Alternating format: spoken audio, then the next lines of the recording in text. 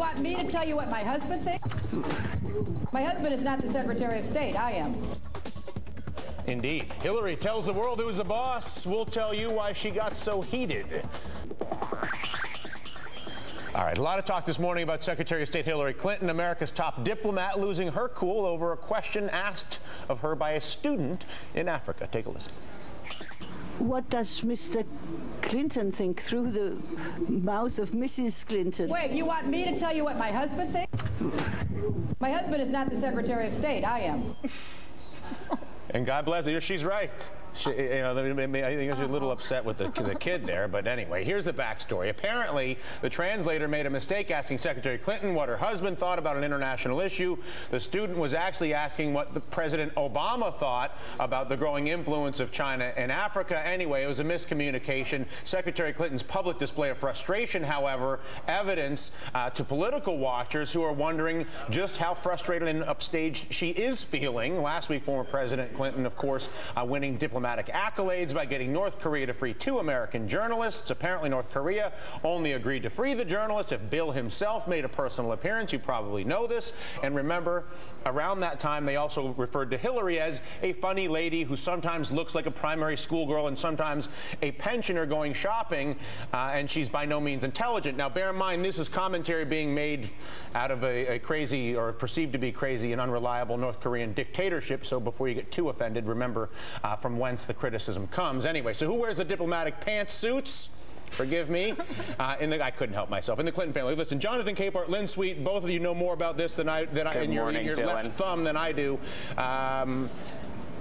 Is there a thing here? Is there a here, Jonathan Capehart, or is this a pretend thing? I think this is a pretend thing. Look, I'm glad you played the clip of the translator mentioning, what does Mr. Clinton think about this? And you look at Hillary Clinton. There she is in a country, in a continent that, generally speaking, men reign supreme. And so now she's there, sitting there, having a question asked. What does your husband think? She is a former senator. She's a current Secretary of State, and I think her show of anger was sending a message to the men and women of Africa that she's not going to put up with condescension. I think she was absolutely right to show some spine and some backbone, but I also think she was right when she was told about the mistake in the translation to go over to the questioner and shake his hand and bring a little levity to the situation. This whole controversy about her being overshadowed by Bill and stuff like that, I think is just more funhouse mirror talk and look at the Clintons'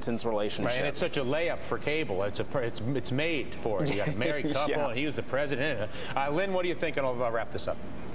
What's going on here? Well, I would think show also the clip of how she was able to so gracefully answer the question about whether or not her daughter Chelsea could be exchanged for cows and goats, and she just said, well, I'll pass it on to her. Mrs. Clinton has a long history of speaking out and working for women's rights in many African countries, and maybe some of that was at work here. Other than that, Dylan, I think this is a lot of something about really nothing.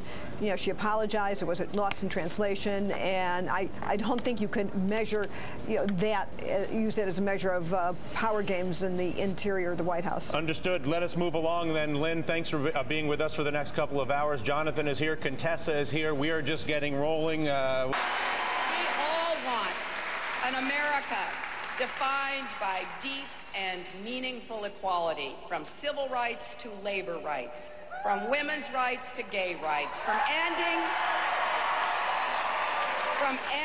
discrimination. There are no acceptable limits, and there are no acceptable prejudices in the 21st century in our country.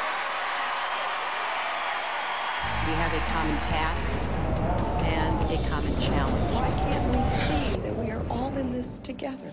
18 million of you from all walks of life.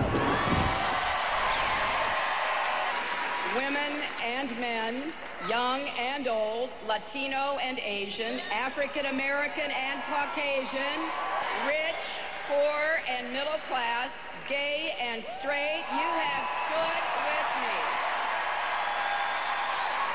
And I will continue to stand strong with you every time, every place, and every way that I can. The dreams we share are worth fighting for.